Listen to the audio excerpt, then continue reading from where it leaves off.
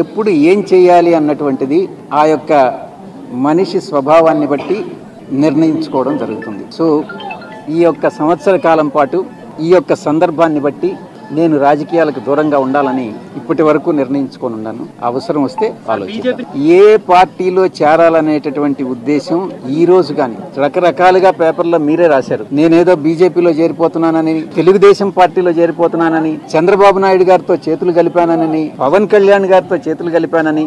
ఒక్కటైతే మాత్రం చెప్తాను, పవన్ కళ్యాణ్ గారు నాకు మిత్రుడు.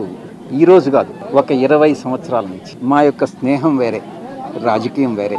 నేను ఏ రోజు పవన్ కళ్యాణ్ గారిని ఒక్క మాట అనలేదు, భవిష్యత్తులో అనను కూడా. ఇది నా యొక్క దృఢ సంకల్పం, నిర్ణయం.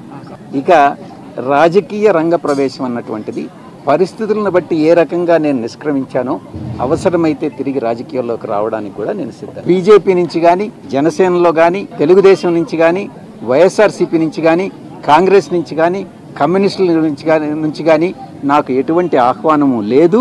నేను చేరే ఉద్దేశము లేదు.